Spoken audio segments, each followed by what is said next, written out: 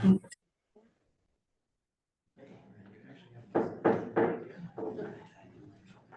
o'clock having arrived, officially call the meeting to order. Is the meeting been properly posted and the roll been taken? Yes.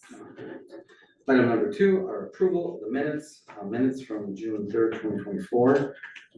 There's no additions or corrections. I'd go ahead and entertain a motion to approve those minutes. There's a motion. So. There's a motion. Is there a second? Second. There's a motion and a second. Any further discussion? Seeing and hearing none, all those in favor of the motion signify by stating aye. Aye. Opposed, same sign. Motion passes. Item number 3, communications. Communications at this time. We'll move on to item number 4, which are public hearings, review and possible recommendation of Jeff Allheim, Watershed Ministries LLC. Item 4.1 is a public hearing on a request to consider a conditional use permit at 518 Ward Road, tax parcel XA 1835-1, allowing for an institutional residential land use in the business local BL zoning district with a wellhead protection overlay applicant, Jeff Allheim at Watershed Ministries LLC. And I would go ahead and open the public hearing. All right. Good evening. I'd like to provide an overview of some of the key points from the staff report. I know it was on the long side this time, but I do think there's some important information in here. As you saw on the agenda, this is proposed institutional residential use for housing for people who need a structured community environment. This is located in the business local zoning district. This is a conditional use in that district. So for all conditional uses, those are uses that may be permitted within a given zoning district, but it kind of depends. That's what it's sort of an it depends situation. We often say it depends on various other factors, including the operations of that use, the size of the use, the impacts on the surrounding area, what other uses are around that use. And that would influence whether the city would approve that use or approve that use with conditions.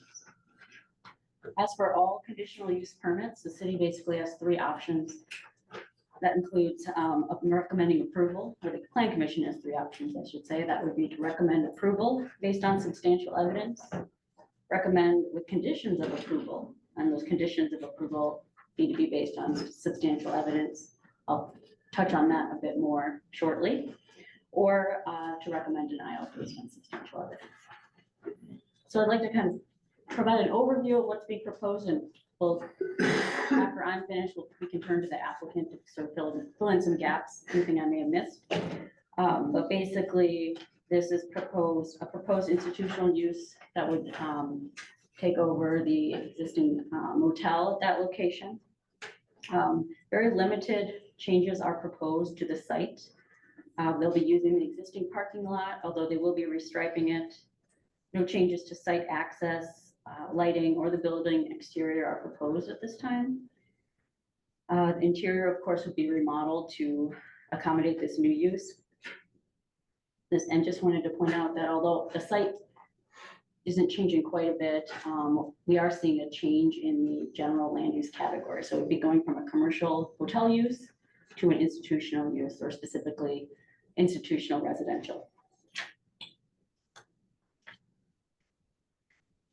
We always like to look at the comprehensive plan when we are considering conditional uses. And the city and the plan commission may consider the recommendations of the comprehensive plan when considering a conditional use permit. So the plan recommends this property for the regional mixed use category. That's the orange category in the comprehensive plan.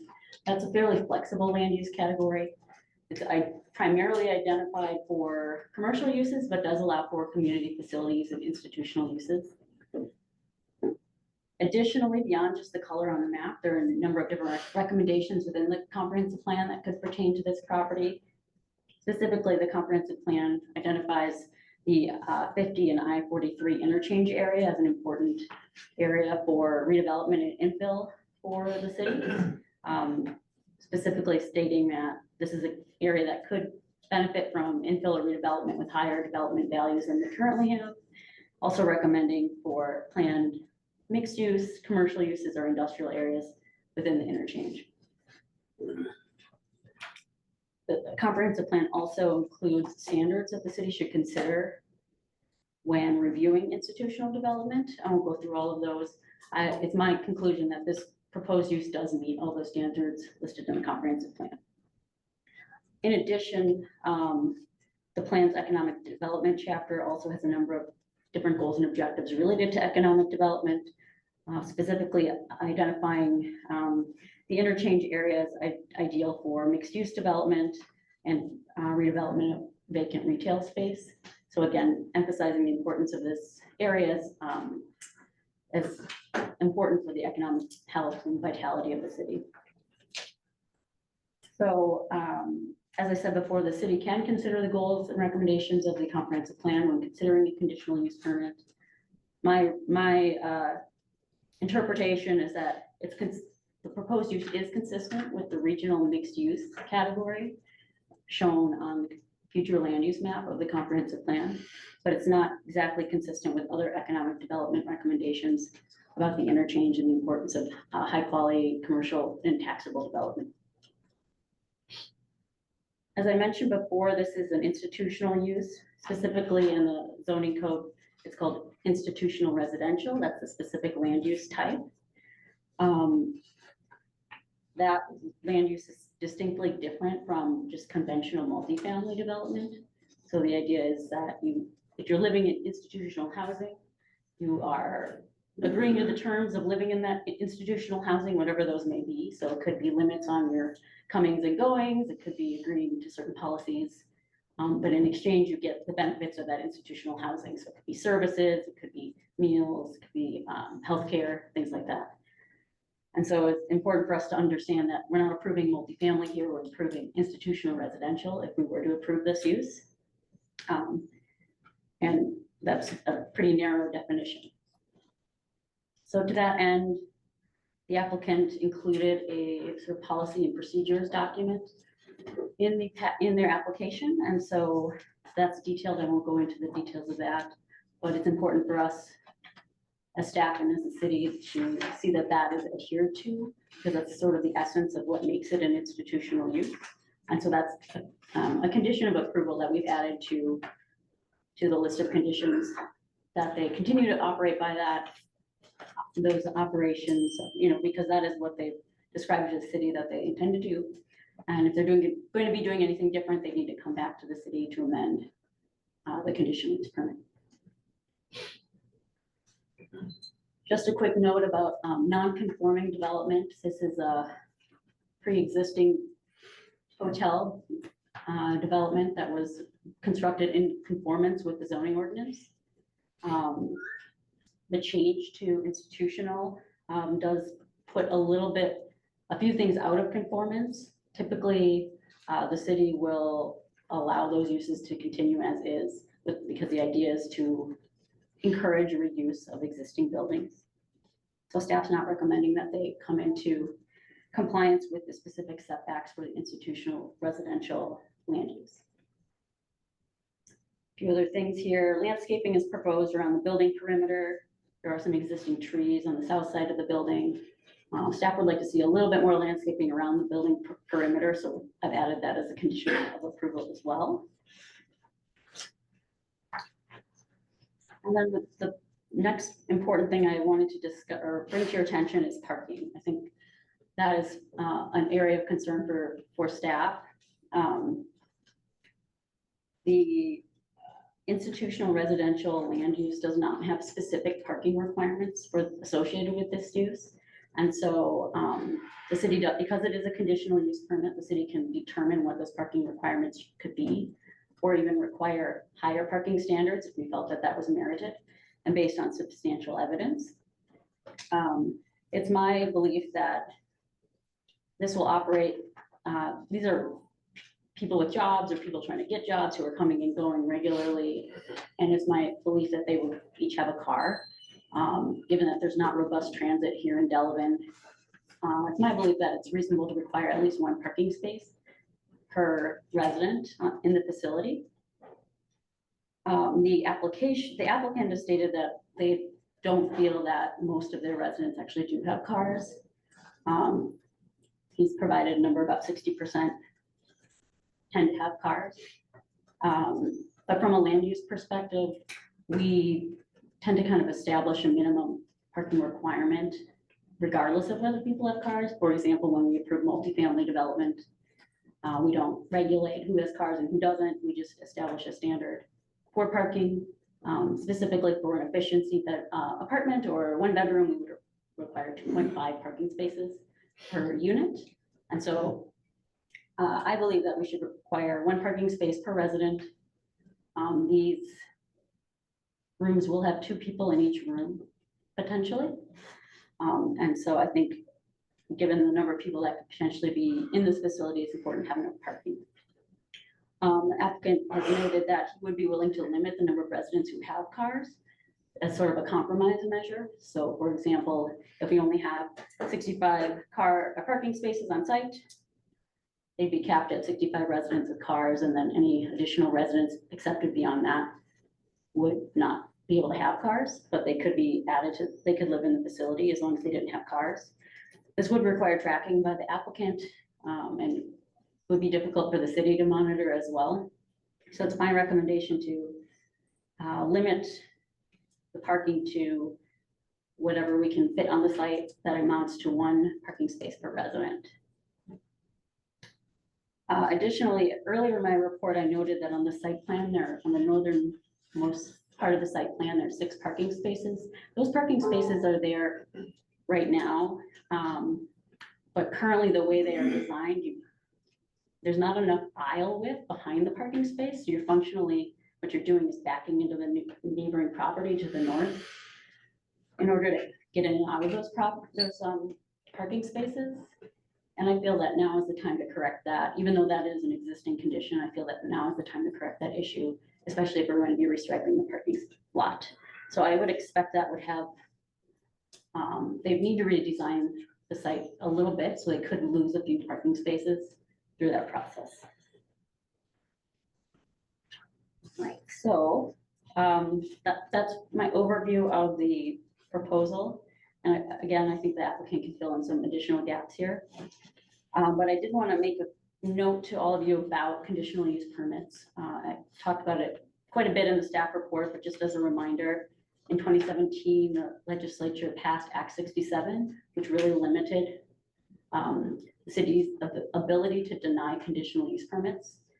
The city can deny conditional use permits, but it has to be based on substantial evidence. It says in my report, the substantial evidence has to be based on facts and information, not just speculation or feelings. So if we can point to something that's countable, a number, a traffic study, other facts like that, rather than just speculation. I won't go through this entire list here, but the conditions that we impose on the use, we can impose conditions. They have to be reasonable, and if possible, they should be measurable. They have to be based on substantial evidence and related to the purpose of the zoning ordinance. And if the applicant agrees to meet all of our conditions, we must grant the conditional use permit. If the applicant does not agree to meet them, then we're able to deny that conditional use permit. And I think I kind of hit all the big ones here. And just lastly, we can add conditions as long as they're supported by substantial evidence, and we can deny as long as it's supported by substantial evidence. I just wanted to bring that up because I felt that those issues may come up in this conversation.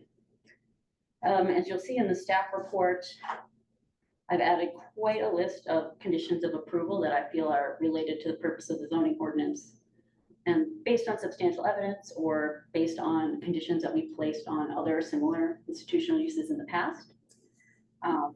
Those are for the Planning Commission to consider as you make a recommendation on this item. And some staff does recommend approval with all of these conditions of approval. With that, I will be happy to answer any questions. I have one, thank you, that was very valuable and comprehensive. I have one question. What does the institutional residential zoning classification say about food service provision? It does not say much, it doesn't say anything about that. Thank you. Any other questions for staff? Yes, Will.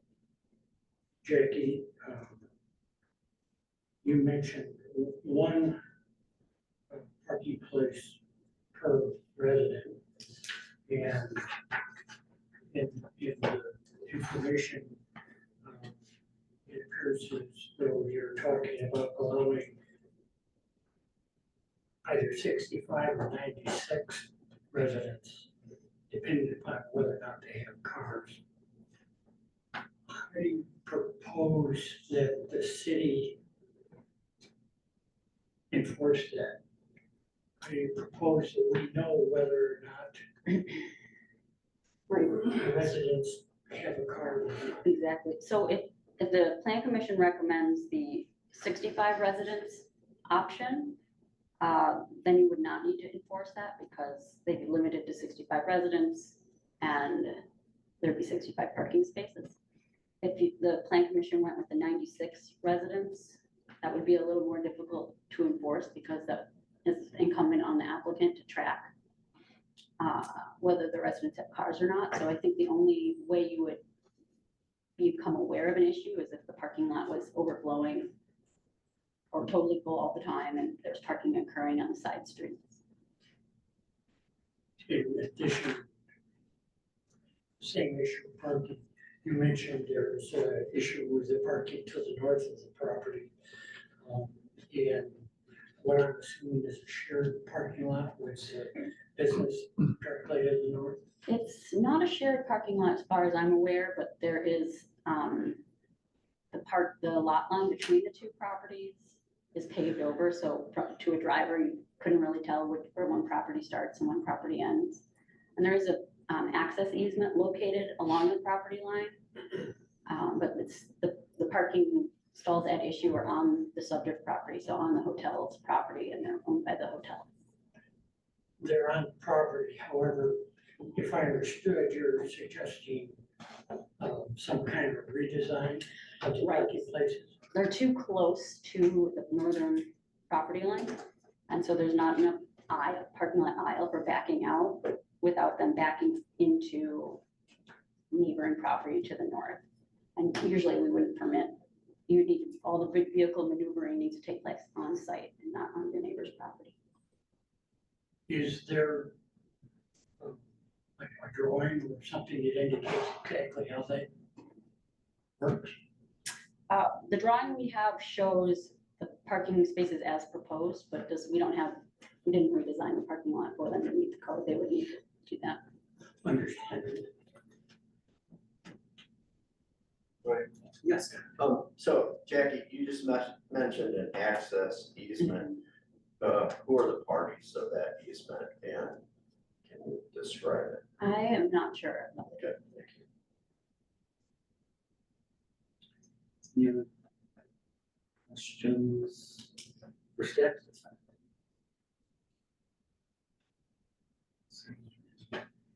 Very none, maybe we have a petitioner come forward at this time. Anything that you'd like to add as part of the public hearing? Want me to stand up there? Yes, I think it'd be better for recording purposes. Pretty big, I block a lot of people, so. So I guess to address some of the parking was just brought up. So I was told by the current owner that egress ingress, there's an agreement between the two parties, which obviously that's the Dunkin' Donuts and the gas station right there. So supposedly there's an agreement between there. I have not seen that personally. So that's why that's not been an issue between the two of them. And apparently that parking lot, he also allows them to bring in semis or something on occasion. So it's kind of a good shared neighbor agreement between the two. So to address that, backing onto somebody else's property, I guess supposedly it's just an egress area and they just have an agreement between the two of them. So it hasn't been an issue. Was there any other specific ones that you wanted me to address or do you want me to? Well, did you have a specific question? What is the specific description of institutional residential as far as Yeah, that's what you're proposing here. So basically, it's a structured living community. So it has a set of rules, which is attached in your agenda report that you should all have.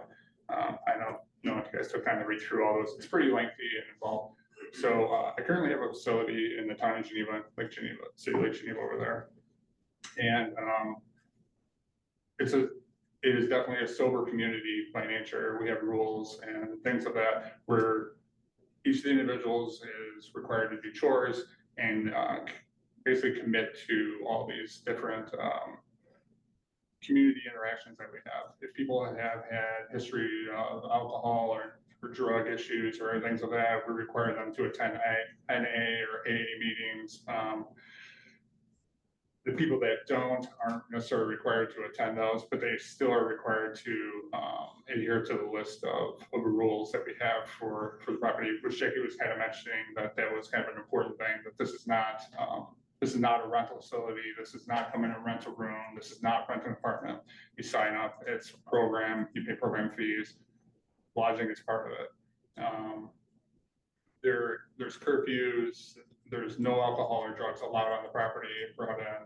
I don't know what else I could kind of describe it as, but we also have requirements for every morning there's a meeting, a check-in to make sure, like basically to share what their game plan is, what they're going to do throughout the day. We try to, the managers assist a lot with everything from them budgeting their money to helping them try to find jobs, things of that nature. So that's just a real quick version of kind of what we do. In your facility in Lake Geneva, Geneva Township, whatever, do you have an idea of what the average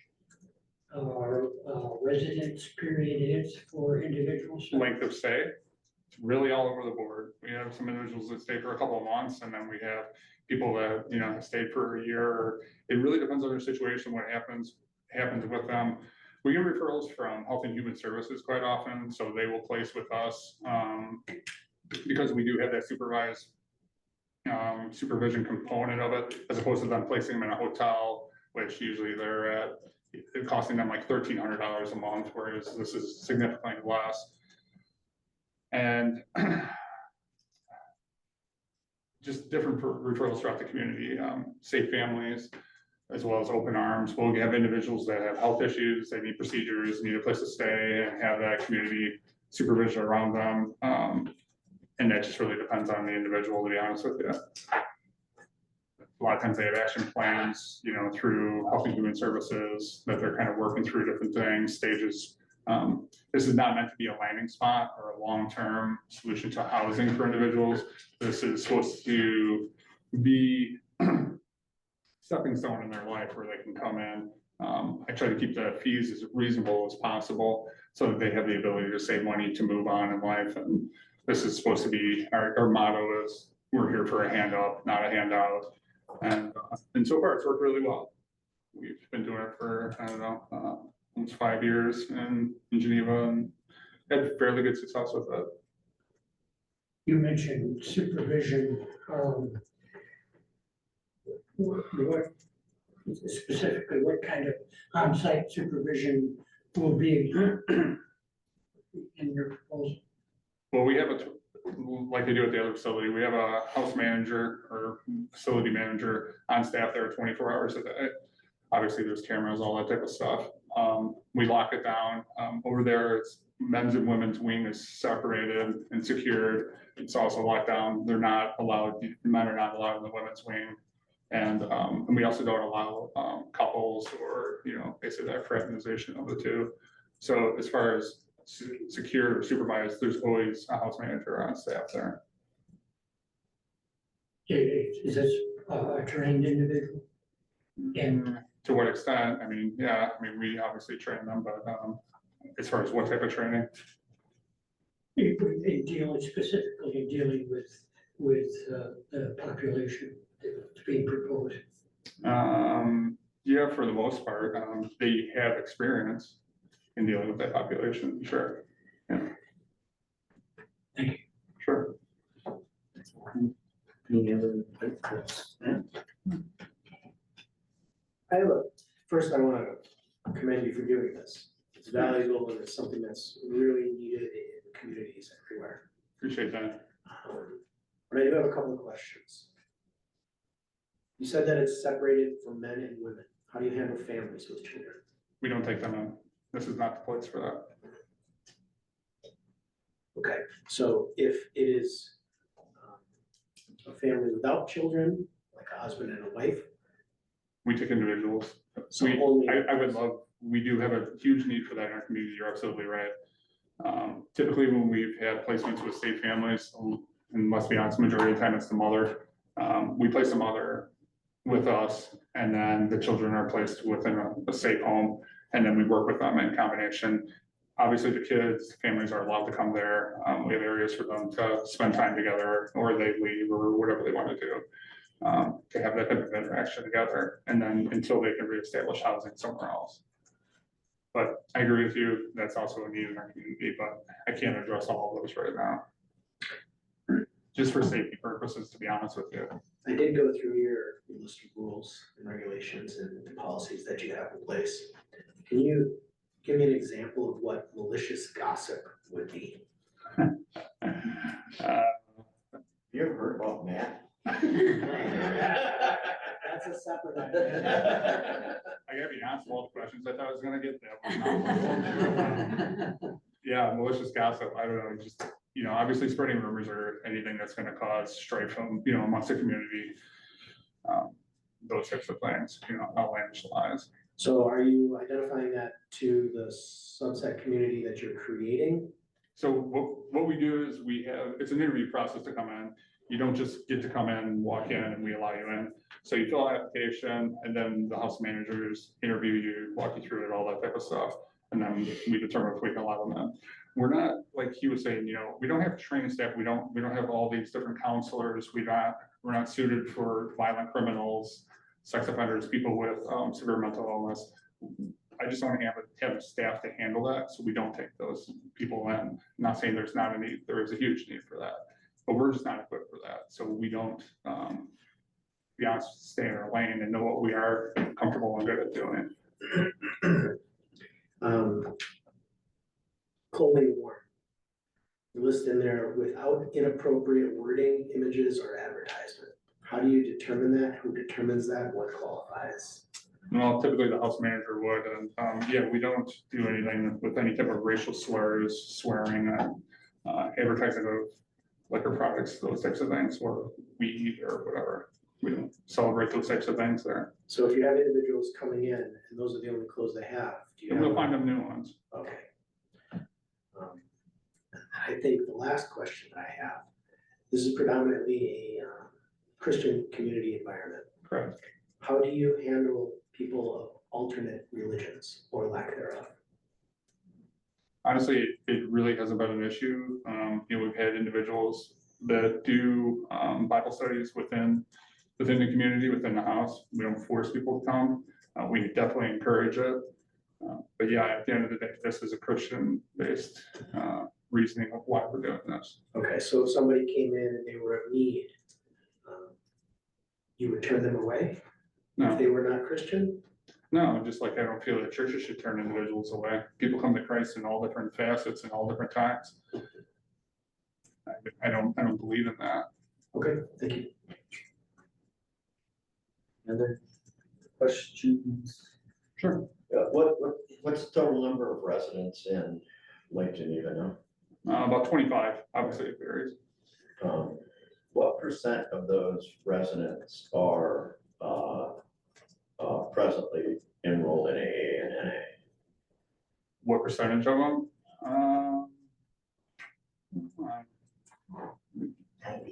You would say 90% maybe? Yes. Okay. Great. Two questions about the building. Three, actually, I'm sorry. So you said every morning there's a check-in meeting, Yeah, if they're not at work. right? So with 20 people, that's one thing, right? But when you look at the facility, where is there gonna be a meeting room that's gonna be able to accommodate 60 to 100 people? Well, this, when Jackie had mentioned like the interior, some of the rooms would have to be demolished to make more commons area. You know, How right many now the total commons, rooms are in the facility? 69, currently 69. Okay. So, thank you. What interior change, have you guys done, pencil of the interior changes that are required? No, as of now, it would start off small. Obviously, this is not gonna be totally capacity overnight by any stretch. As we move on and kind of essentially get on the market or known as it starts to fill, that's when we were gonna start, you know, pulling permits and going for changes. Basically, we would just be looking to eliminate a couple rooms to create more common space of, you know, essentially where the entryway is. And Nothing drastic, I should say. And you heard my question to Jackie about food service, because if, let's say, we end up with a full capacity building of 100 people, Okay, right? That's much different than the buffet operation you're running now, right? And it's much different than what's in that kind of limited service hotel, right? Which is basically a series of refrigerators, microwaves, and holding more people. What experience do you guys have with food service? well, right now, what we have is a common kitchen. We also allow the residents to use it, but I we read do, the rule that they have to clean it, yeah. correct. But we do have an individual, which is also a resident there, that is our cook, nightly cook. So meals are kind of, dinner's provided. People check in if they're gonna get it or not. I'd say better than half probably, you know, sign up for dinner, you know, if they don't like it or whatever, they obviously find something else. We also have, we provide access to different foods, and then there's stuff there for making sandwiches, all that type of stuff for lunches, if they want to bring something along. And then there's always cereal and that available. And it's usually all in the commons area, so that they have access to it. Thank you. And what do you think the total number of rooms are gonna be in the back of your head? Because I'm sure. In the back of my head, we're gonna eliminate 5 probably, So you say there'll be 64 rooms. give or take. So if you had your way and there wasn't a parking constraint, you'd be at 128.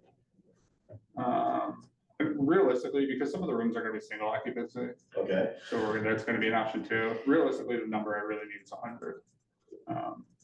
So that, obviously, you know, the parking was a concern or whatever. On average, we typically have 40% of the residents have a car. I've seen it as high as 60% of them have a car. So even at 100, if 69 spots, you know. so you're saying, 69%. we'll talk about parking stuff later, but 100 would be your target. Yeah, ideally, I need that number just for dollar cost averaging to keep the numbers lower. And that's probably the biggest reason I need that, is to dollar cost average those. So essentially, the less people I have in there, the more it's gonna cost to, you know, the more it's gonna cost per individual to sustain that building. And that's how I've been able to keep, you know, the other place was $575 for all these years. Just recently, we increased it to $600 a month, which includes their room and board, you know, all their fees, includes everything. So ideally, obviously, this property is gonna be more, you know, more expensive, so it's probably gonna be more. But the whole main purpose behind this is keeping it as minimal as possible, so these individuals have that opportunity to save money to try to get ahead. Thank you. How many residents can you have in the Geneva facility? Currently, No, how many can you have? What's the capacity? 34 Just 34. was what we were originally licensed. Are you exceeding that? We have a waiting list. I personally kept it at 25 just for comfortability. How long is your waiting list? It varies. We can have a lengthy list, and then when we do the callbacks on it, those people have found other areas, so it kind of can drift back down. So it varies at time. I mean, you know, we could have 10 people at a shot waiting. It really varies. You talked about other communities or services reaching out to you to provide housing for their needs. How far have people come? It's mainly Walworth County. Mainly Walworth County? Yeah, I can't say, really, I mean, obviously Health and Human Services is probably the big one, and then they work with the individuals that are part of the foster care system. So they can work hand in hand with coming up with plans to reunite families. So I'd say they're probably the biggest one. Safe Family's another one. Open Arms reaches out. ADRC.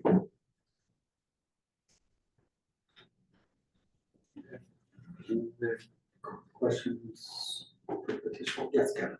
So from a organizational mission perspective, given your experience in Lake Geneva, and your desire to expand, talk to me about what inspired that and what other ideas you had about how you can expand your service, you'll call. I mean, as far as inspired that, I just really felt calling by the Lord to help people. I was involved with foster care system and then as well as safe families, and we took in foster care or foster children over the years, and then ended up with a couple that never left, and so we adopted them, and it was real eye-opening. When I moved up to Lake Geneva, I had that idea that that stuff didn't exist in the community, and seeing the way these people were making decisions, and I just felt just such a need. The other thing was what they can produce for income. Some individuals just don't have the capability or the tools to make good informed decisions. And I thought, if somebody really came alongside them and they were just really solid, that these people could maybe, take a couple steps up in life. And that was working with, we would have the children, and part of that and was trying to work with and kind of coach the parents of it. It wasn't, you kind of want to have this team effort approach and work with them. So that's where it kind of stemmed from, is seeing where these kids were going to go back to, and their parents continue to make poor decisions one after another. And I thought, if somebody could kind of come alongside them. Safe Families was also a big part of it. I don't know if you guys are familiar with Safe Families at all, but I was friends with the director, and just really seeing what a difference creating a community around an individual, how it was so game changing to these people. And a lot of these people just never had that. They never had good structure or that good role model in their life. They didn't have the parent or that individual in their life just to really lift them up and help them make better decisions. And it just made a huge difference. So that's kind of where the essence of all this kind of came from. The place was originally a sober living facility that I purchased. And if I'm going to be really honest, I was going to change it into essentially mini condos for safe families, just to say. And I walked through there and started meeting the individuals there, and I realized these weren't bad people, some bad decision makers, but they weren't bad people. They made some bad decisions that really, affected their life, that they weren't able to pull back from individually. And so that's basically how it kind of all started. And then there's just been such a need that, like I said, we're getting calls, waiting lists, and it's just really kind of so many more people approach me about, can you do more? Can you expand? And the counties come to me and sat down and said, what can you do to expand? And that's get me through zoning boards and allow me to get them in certain areas. And so, and then, in the past, I talked about the Baymont when that was for sale for a while, and the city said, that's not something they were interested in because it's a downtown district, and it was suggested about Super 8. And I agree with that. Super 8's much better location. It's actually the perfect location, and that's why I was really excited about the opportunity and talked to the owner about it, just because it's so centered perfectly for these individuals to walk to so many different places of employment. It's just got a lot of opportunity, everything from retail to manufacturing. It's all right there. Thank you. Any other questions for the petitioner? No, I have a couple questions. I know during the early staff meetings that I sat in, one of the issues that I had brought up was a community informational meeting. You seemed very receptive to doing something like that to better educate the community about what you're doing here at the public hearing tonight, but do it beyond that. You seemed real receptive to that. I thought also it was suggested that maybe be one of the initial conditions itself. I did not see it out of the 24, but would you be receptive to including that as one of the before any final approvals? Absolutely. Yeah, that's, that was the whole point. I wasn't trying to buy a hotel and just run it a different way or any of those types of things. I really I'm hoping that, you know, all of you guys see this as an asset to the community of helping the people that are struggling, that are already existing in your community. And, you know, and not as a burden or any of those types of things, but this brings something to the community.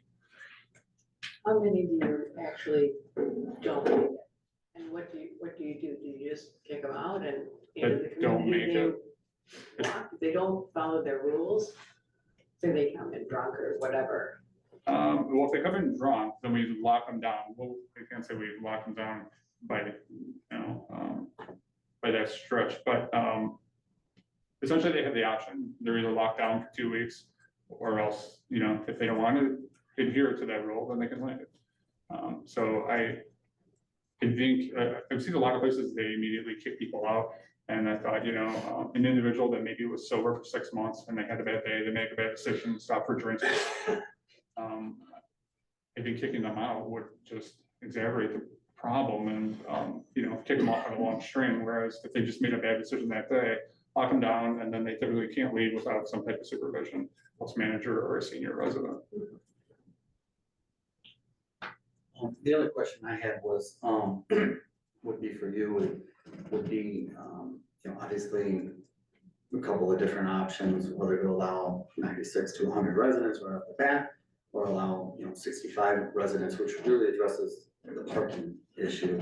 And for me, I guess, the mission is to help individuals and to make a difference. Absolutely. I get the goal of wanting to get 100 in there to make the numbers work, maybe for you, but wouldn't it make sense to maybe allow, if the planning commission and ultimately the council, wouldn't it make sense to maybe allow at least a start of 65 residents? Then you take the parking equation out, and then if there aren't any issues, both from what the services and the types of institutional offering that project that you're offering, there's no, just to come back and say, hey, this is what we've done, this is the difference we've made in 50, 60 families' lives. And, you know, we knew going into this, we really wanted to be at the 100. Can we now go back and have that considered to expand it? I mean, isn't something better than nothing, I guess, is the question. Well, my concern is that, if I came back and you guys were like, no, I'm just not feeling it or whatever, that my numbers would be so skewed and that my fees would be so high, it would render this project pointless, to be honest with you. I guess that's my concern. Knowing that I have that to work with, obviously, gives me the ability to know that this project's viable. Whereas those numbers, I haven't even crunched the numbers of, if you minimize me to that, how much I would even have to charge to make that work. So yeah, that would obviously be a huge concern. What I am, you know, as another option to, obviously, you know, there's a list of conditions that Jackie had printed out. I'm willing to sign an agreement if it becomes a problem, you know, that we would just limit it to the people, number of residents, to the people of parking spots, or the people that would have cars. And what about even doing that now? Limiting the number of people that I allow with cars in to that 65 number, essentially. And then if that becomes an issue, we can sign a contract that you guys can revoke that. I haven't had time, nor, you know, because obviously the, you know, the sales and finalize any of that type of stuff to even look into, isn't even an option for off-site parking with, you know, adjacent commercial property that people aren't utilizing their parking.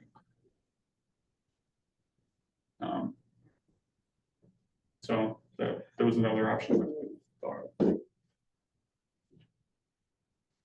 And yeah, well, you're. This number of residents, if it were to be limited to 65, is that financially feasible? I don't know what it would, see, that's the concern, is how much I would end up having to charge the individuals to be in the program, that it would become non-cost effective for them to come to that. Like I had mentioned before, the goal is to keep this as reasonable as possible for them, to have that opportunity to save funds, to move on, not as this is a landing spot, they're scraping by, they can pay it, but they're never gonna be able to move on.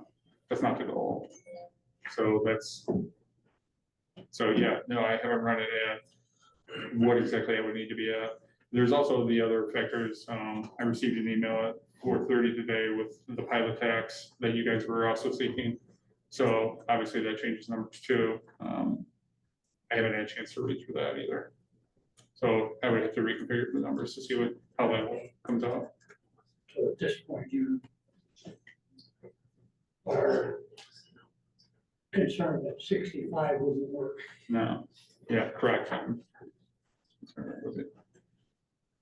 Thank you. Thanks. Yes, ma'am. You talked a little bit about the cost for making this project work. You talked a little bit about individuals that have had to move on because they made poor choices. And do you have any data as to how many people have had to ask to leave the premises in Lake Geneva? Not off the top of my head, as far as how many people end up being asked to leave versus just leaving on their own. Is that- No, being asked to leave. If they're Okay. leaving on their own, that means that they're leaving under their terms. If they're Right. being asked to leave, they're being removed from the premises or whatever that looks like. I haven't seen any consistency in that. We've had individuals that have made it there 2 weeks, that have gone through rehab stints, come out and then relapse essentially, and then, majority of the time, the individuals just leave once they're caught with something. They kind of know, if they brought something back on. They just So- go on their own. A lot of times they kind of know that they're out, so they. But no, I don't have a hard and fast number of how many people are asked to leave on a weekly basis or anything, or yearly. Median age of your residents? You've got me. Boy, that's all over. We've had up to 80 years of age, and typically, I think we've had some 21-year-olds, but usually 21. Any other questions from the petitioner at this time? But to be honest, more lately, we're seeing a much older crowd. And you're working with Wildwood County, obviously, with their services also that they offer for residents. Correct. And a lot of them, we work with, trying to find them housing, everything from Wildwood County Housing Authority. Work. Yes. What's that? Work, getting them jobs. Right, things like that, helping them, everything from taking them to interviews to applicants, those type of things.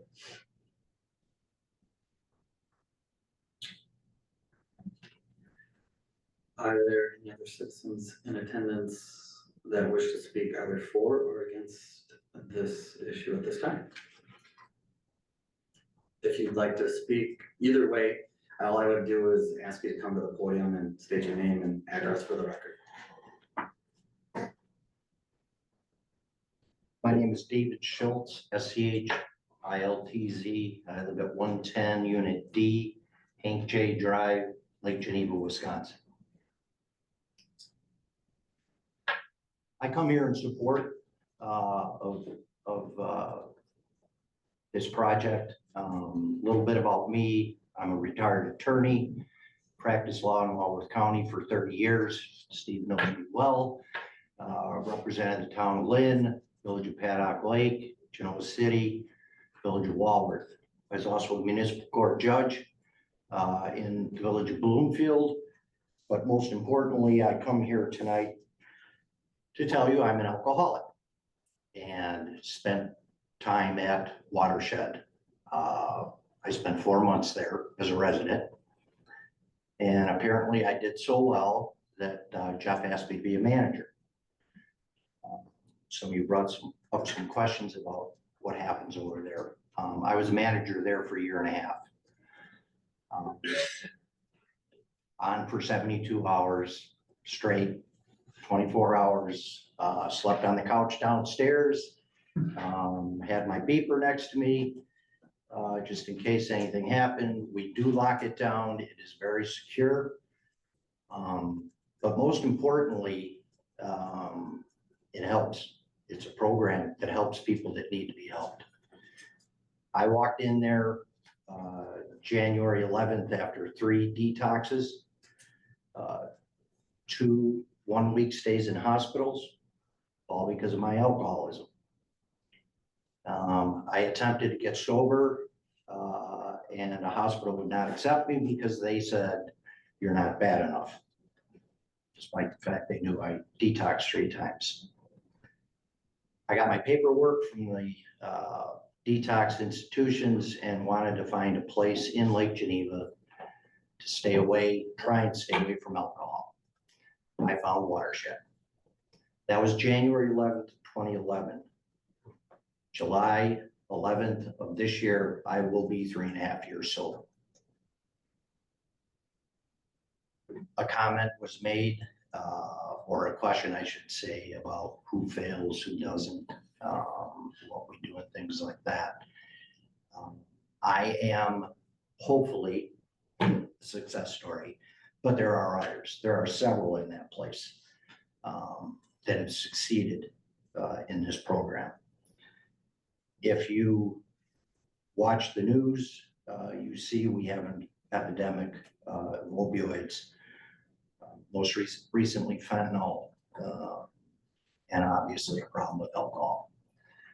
In fact, it's gotten so bad, the state's attorneys went and sued Purdue Manufacturing over the oxycodone epidemic.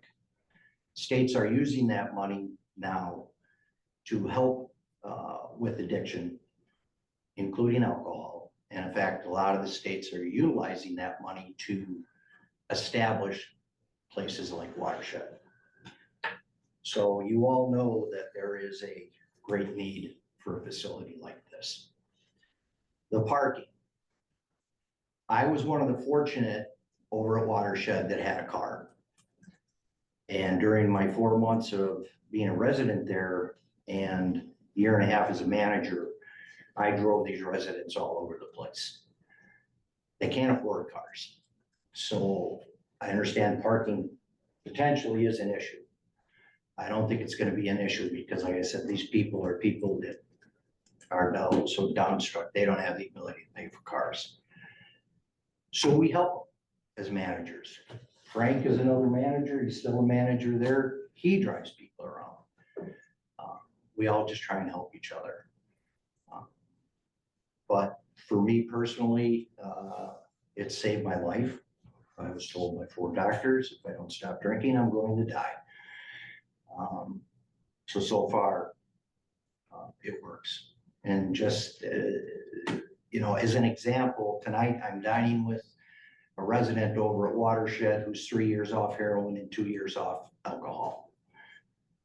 It is a success. The other issue I wanted to just touch on, and it hasn't been brought up, but I know it's in the back of everybody's mind, and that's perhaps trouble at these types of facilities. I can tell you from the 4 months that I was there, in the 1.5 years, didn't have to call the police once. We handled, and I'm sure they still do, any issues in-house.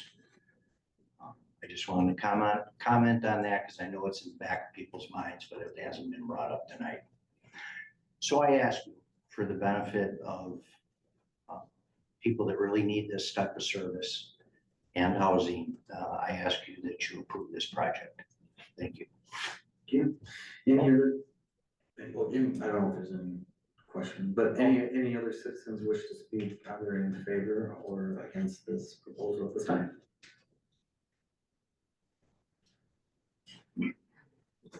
I'll speak just briefly. My name is David Cross and I live at N2495 Fisk Drive. It's a Burlington address, but just east of Lake Geneva in Walworth County. I've been working with Jeff for a number of years. I was a pastor at Riverwood Community Church for 5 years, and now I work in Chicago as a pastor there. But nonetheless, I've seen in my church many of these people who are on that path to recovery, and they come from Watershed to my church, and that's a part of their move forward. Now, there were a number of questions about, for example, what about other, faiths or other religions that people, or maybe if people don't have religious inclination at all. And we actually ran a Bible study as well at Watershed Lodge. And on average, we probably saw 4 or 5 people that attended that. Well, that's out of the 24, 25 people that were there. So it gives you an idea. There's no pressure that you're required to be there. It's just something that's offered and available. So there were people that maybe, you know, they were there and they signed all the paperwork. They understood the foundation of what started Watershed Lodge, but nonetheless, it's not a preaching endeavor, so to speak. That being said, one of the things that I had a unique opportunity to do was to lead a group that we took a number of folks from Watershed, and this was striking to me as a pastor. We took a number of people from Watershed to Pacific Garden Mission in downtown Chicago. It's the oldest rescue mission in the nation. And here were people from Watershed on their track of recovery themselves. And they wanted to see how this is done down in Pacific Garden Mission. And maybe, again, if their decisions would go the wrong direction, maybe they would find themselves in that same direction. And yet they want to help out, they want to see, they want to volunteer to see the changed lives that happened there in Pacific Garden Mission. So there's even people while they themselves are receiving, you know, treatment and a hand up, not a handout, that they are wanted to reach out to see others as well. So I speak in favor of it. I've seen great things from it. Good friends of mine have likewise had their lives changed and been turned around and almost, you could say, snatched away from a life of doom if they wouldn't have come to a place like Watershed. I'm open for any questions if anybody has any. Thank you for your time. Thank you. Anyone else wish to speak at this time, either in favor or against this proposal? Not, close the public hearing. Move on to item number 4.2, which is a request to consider a conditional use permit at 518 Board Road, tax parcel XA 1885-1, allowing for an institutional residential land use within the business local GL zoning district with a wellhead protection overlay at Jeff Almeyer at Watershed Ministries LLC. Motion.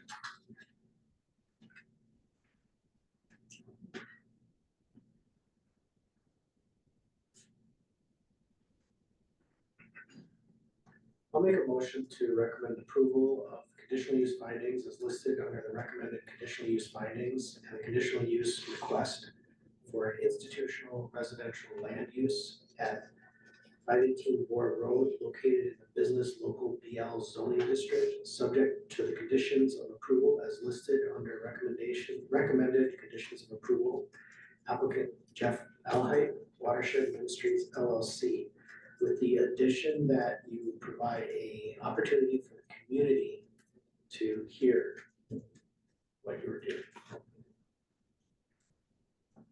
There's a motion. We need, there are blank lines in here with regards to parking and cars, so we need to, a number of residents, so that needs to.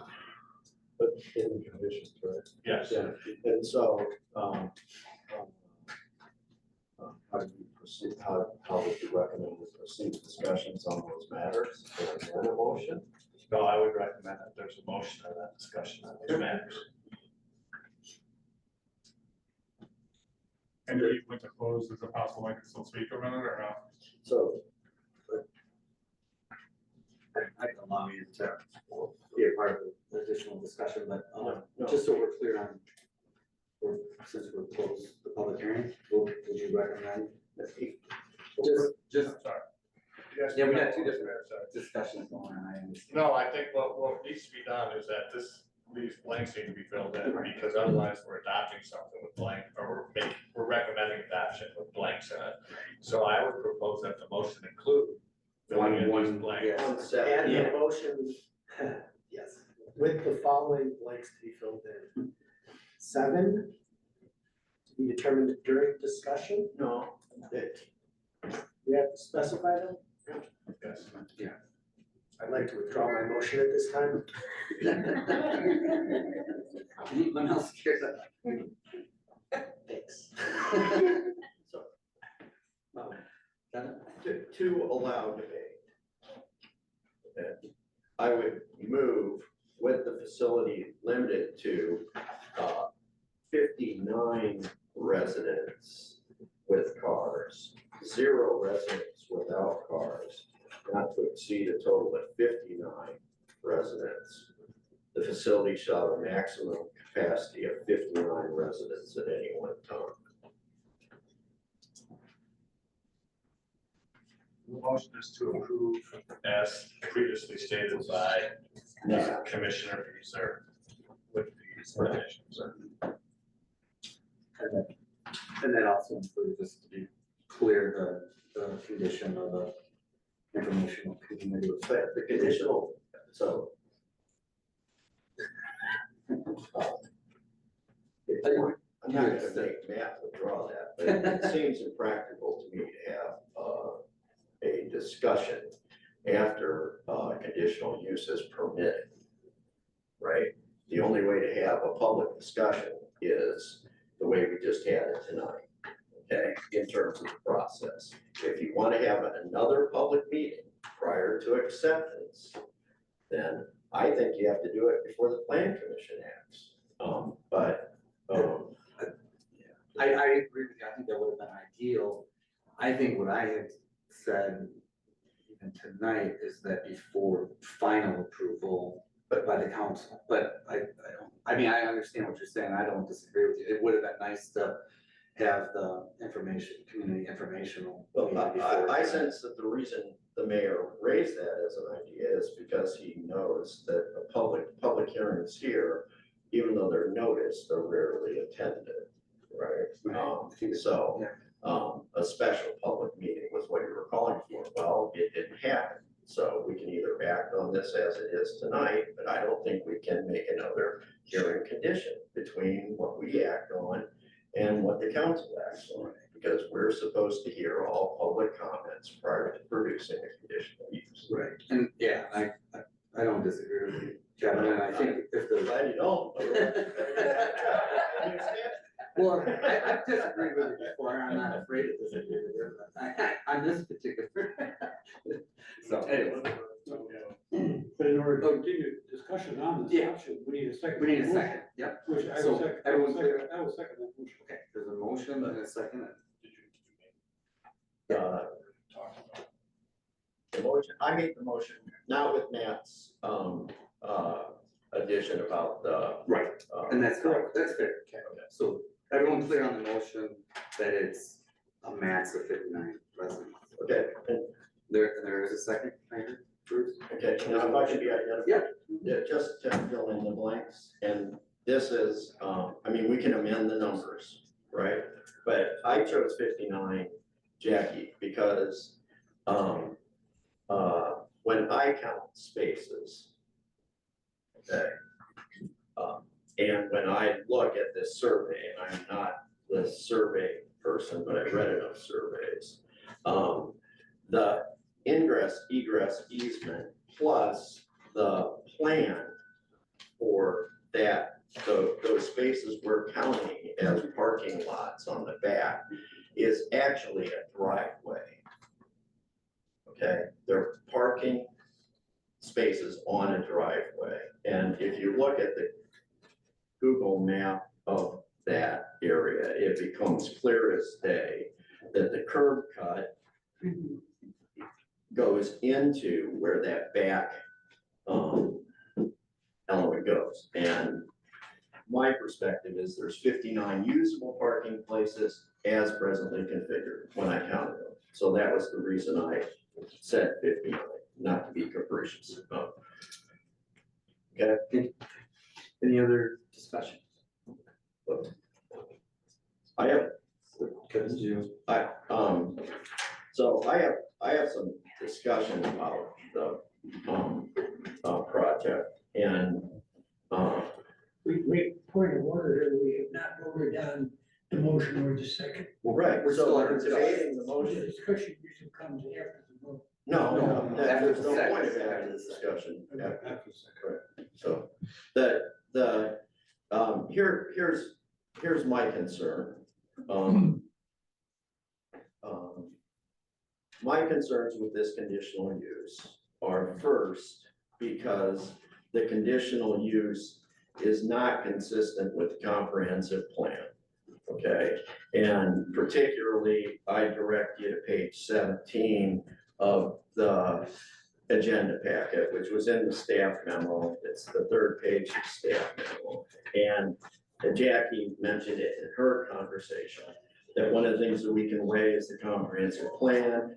And the comprehensive plan identifies this as an area where we should provide for redevelopment that actually enhances the value of that corridor. And the quote is, planning staff notes that the proposed change from use from commercial to institutional is not consistent with the economic development goals of higher value redevelopment and non-residential tax base around the State Highway 50 and I-43 interchange area. So that's my first element. The second element is that the proposed redesign of the facility doesn't fit on that same page with the institutional residential use. Specifically, in the staff memo, it says institutional residential uses limit the type of residence they accept, et cetera, et cetera. And it says rooms may be shared and may not include a private bathroom. And so the design isn't outlined to date, but I suspect the proposal as indicated by the applicant was to not do substantial changes until later on, which would have kept it within a traditional hotel setup, which would have made these not necessarily efficiencies. I'm not saying they have kitchens, but they're single rooms within with bathrooms. And that to me becomes a problem because we're trying to create a conditional use for institutional residential, and the facility as described doesn't fit the institutional residential as outlined in the land use zone. The third is, my third concern with this program, and I just want to be clear, not with the program, but with this proposal, because I'm supportive of the program. I'm just worried about its application in this case, is that we make the point that we are providing this, recognizing it's a non-conforming parcel as institutional residential. And there are elements related to that, related to setback, minimum pavement elements. I would contend, because we know it's going to be occupied residential, the parking elements aren't clear. And because of those, what we've said is this property can be considered to be addressed as non-conforming because it's an existing property. However, it would be non-conforming in most of our circumstances if its use was the same. So if somebody said, I want to convert this from a hotel to a hotel, we'd say, well, it worked as a hotel before. We're actually saying we want to change for all intents and purposes, zoning. We don't want to use that word because we're saying it's going to be institutional residential as a conditional use, not as a zoning change. But for all intents and purposes, we're dragging the institutional residential zoning portion into this through the conditional use permit. And to me, allowing it to maintain its non-conforming nature in that environment is a problem for me. I think the clearer path, which is obviously a problem for the parcel, is that we should have gotten a zoning request that said, let's make it institutional residential Let's decide whether or not we're comfortable with making it institutional residential. If we are, then let's come back and bring the property into that institutional residential element and do the redesign stuff that's required. And Jackie even notes, which I agree with when you look at the map, that a redesign is required of the exterior. Because the non-conforming portion is parking that is required for this use. Okay, it's the parking that drops the minimum count, we're counting 64 down to actually 59, because we actually have inappropriate parking agreement between two neighbors that we can't guarantee as a plan commission continues on forever. We've not seen the agreement, okay? We don't know if who owns the agreement, right? And then my final element is that I think there's a substantial substandard parking issue in this proposal, okay? And this is an opinion, so you can't make a decision based on it, but we're talking about 59 available parking places for a target population of somewhere between 64 and 100. And our question is, can we really limit that? We say we don't have an enforcement mechanism, and as a board, we would generally agree that if we try to put in a self-reporting enforcement mechanism, it doesn't work, right? But one parking place per resident, I would contend, isn't even the required minimum, right? Because this site is exacerbated by the fact that there is no public shared parking around it. Okay, the roads on both of its sides are non-parking environments, and they're major arteries. Okay, all of the other parking surrounding this is actually private parking, right? And so we would be creating an environment, I think, where with guests, with staff turnover, with potentially residents at more than one car per room or something like that, where we could really create a parking problem. And despite the staff report that says it won't create an issue with parking or street traffic, et cetera, I disagree, and I think it would.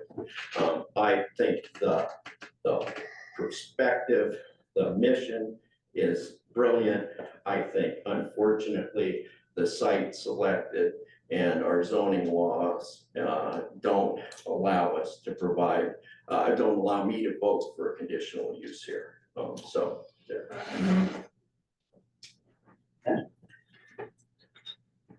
Kevin raised a number of excellent points, and I agree with almost all of them.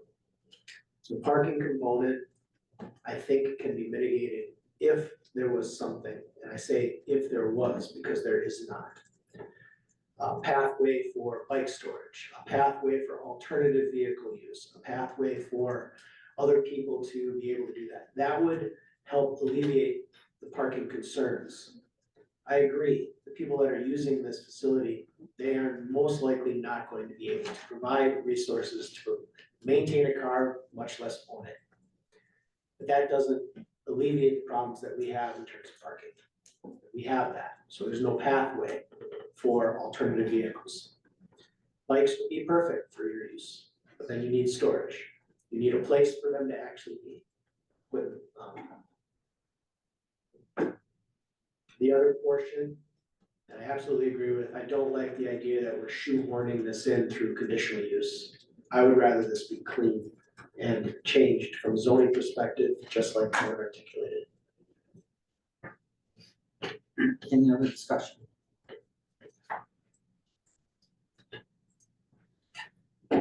Everyone clear on the motion? Motion to approve. With the condition of 59. Max of 59. All right. All those in favor of the motion, Yeah, all those in favor of the motion signify by stating aye. Aye. Opposed, same sign. Aye. Motion is denied. There's a lot of work that needs to be done on this. Please come back. Well, I think you guys addressed, right? Because I'm zoning commissioner down in the village of Bloomfield. And non-conforming use comes up often, and Jackie addressed it in her report there too, that the change of use in any sort of this. Yeah, we're gonna move on to item number 5, but I think there's Alderman Geezer pointed out, I think there's room for some more work on this if you so choose. So thanks for your time. Thanks for those that came to speak today. Item number 5, public hearing to review and possible recommendations regarding Star Delavan LLC. 5.1 is a public hearing on a request to consider a planned infill development amendment to the official zoning map for a step 3 general development plan, GDP at 207 through 433 South Wright Street, tax parcel XA 4527-2, located in the business regional BR zoning district with a wellhead protection overlay to allow for future development of commercial out parcels and an expanded indoor storage land use. Applicant Star Delavan LLC. With that, we'll go ahead and open the public hearing. Great. All right, so this is a project the planning commission is familiar with. This is the Wright Street Shopping Center. This was approved as a planned development in 2020, which included a shopping center that is generally regulated under the business regional zoning district rules with the flexibility to allow for indoor storage. Cube Smart is the business there. And so the applicant can share a little bit more of the backstory on the project if needed. This came before the Plan Commission about a year ago, asking for an expansion of the indoor storage area. At that time, there was concern because the city's goal is to see commercial uses, retail uses primarily in the shopping center. At that time, the applicant was also looking for approval of outlots for future commercial development. And that is part of the application this evening as well. That proposal didn't move forward. This is a revised submittal with basically requesting expansion of the indoor storage area, but at a reduced scale. So there's less indoor storage being proposed than was at the previous request, but more than is currently approved. And then again, approving the creation of the 2 out parcels for commercial development. So that's, in a nutshell, that's what they're looking for. This time around, again, as I noted before, they're asking for a little bit less in indoor storage. They're also proposing a number of improvements to the site that were not included in the last round. So they're adding and enlarging landscape islands in the parking lot. They are adding a dumpster and enclosure, upgrading the lighting on the building, adjusting the parking counts. And they're also addressing a number of outstanding issues that staff had with this project that were part of the 2020 approval. Those include stormwater management facilities at the back of the building, addressing a need for a public sidewalk along Wright Street, addressing the maintenance of the fence behind the building next to the park, and then the dumpster enclosure, as I mentioned already. So staff sees this as an improvement over the previous submittals. We've got a lot of these other outstanding issues addressed, and we've got a clear site plan showing what they're proposing to do. So as you'll see on the drawing submitted in the packet, the blue areas are the areas that are non-storage areas in the building. And then the green includes areas that were already approved for storage. And then the red areas would be areas that they're requesting for expansion of storage. So the areas that are blue would be subject to the requirements of the business regional zoning district. So could include retail, could include restaurant or anything else that's listed in our business regional zoning district. And then those commercial outlots would also be subject to the business regional zoning district, and they would not be allowed to have indoor storage. This is a GDP that we're discussing right now. This does not create the out parcels. They would have to go do a CSM or another type of land division to create this out parcels, should this be approved. But this gives them the conceptual approval to go ahead and do that if they, which is something that they want to do. Make a couple other notes here. The applicant has agreed that they will not request for any further expansions of the indoor storage. So this is the last request that the city will see. So that's been added as a condition of approval. Applicant has also requested for a 5-year extension of the plan development. So currently in our code, once your plan development is approved, a clock starts for 5 years, and anything not developed during that time would expire unless the applicant comes in for an extension.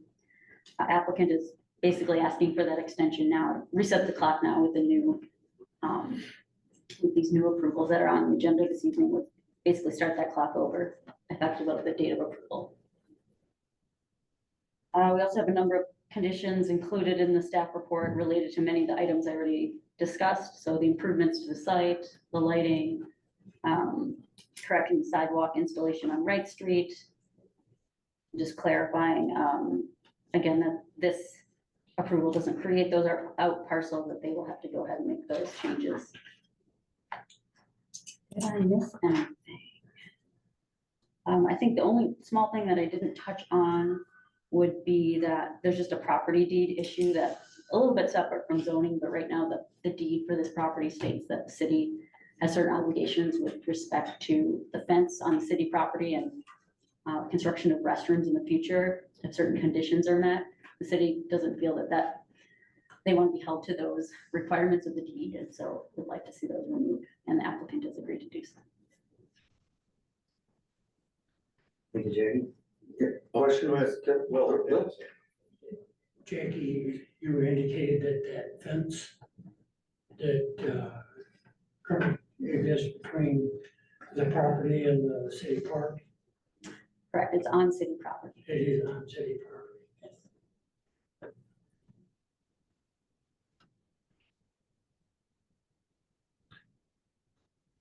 Begs the question of how it ever got in there. Yeah, that's kind of implied question, isn't it? Will, you might have been on the council, and that, I can't remember. I was before my time. You just needed it. Bruce built that.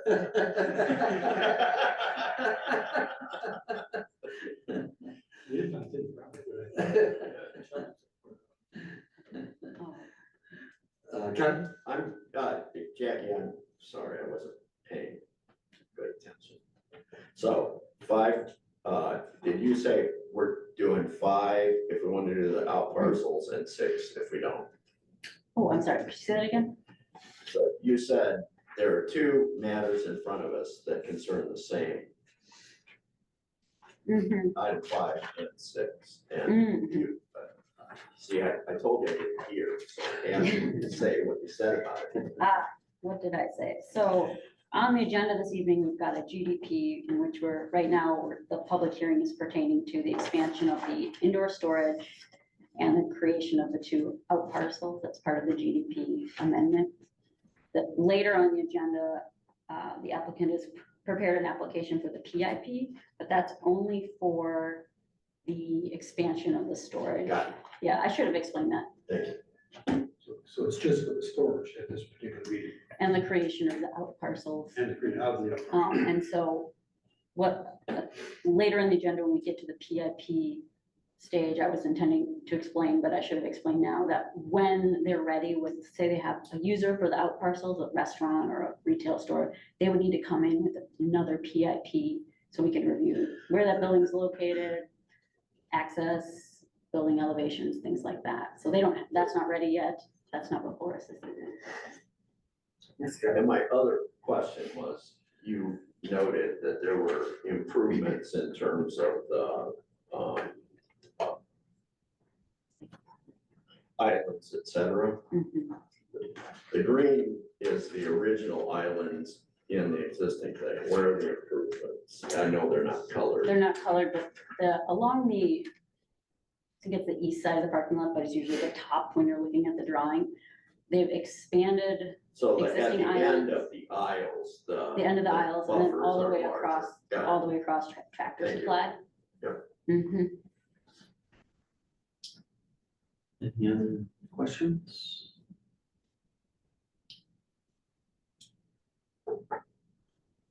Not, want the petitioner or legal representation for the petitioner speak at this time? Hello, my name is Attorney Dale Thorpe. I represent Star Delavan LLC, the owner of the strip mall property that Jackie was just talking about. Jackie did a nice job of explaining some of the essence of the progress we made since I started talking to staff in December about this property. I was hired to assist this property owner with this property and the expansion of the storage units and the other applications you heard about today. In doing that, I went back through a pretty extensive history of meetings and hearings. I watched all the videos, read all the minutes, went back to 2020 and read all the original approvals in order to try to get a handle on what issues were important to the city, what was needed to be done better in a new application. With that in mind, we started a lengthy process of talking with your staff about what could be done to improve the site, both in terms of fulfilling prior commitments, and you heard about them and they're listed in both the application and the supplement, fulfill prior commitments, and then improve the property to bring it up to the level that I think staff and what the city wants it to be at. So what you have before you is our April 12 application. There were more meetings, more discussions. On June 21, I filed a supplement after some discussion with staff about that to get into writing some of the commitments that were made. There are 12 such commitments in that letter or summaries of what was discussed and what was agreed to. We did that in a formal way to make that part of the file. I won't repeat everything Jackie talked about, but some of these things are aesthetic, like improving the landscape islands along the front of the property, running that the entire length of the property as a valuable and improvement to the look of the property. The wall packs, they're called, I guess, lighting fixtures on the front of the building will be replaced also. The facade's not going to change with this approval here today.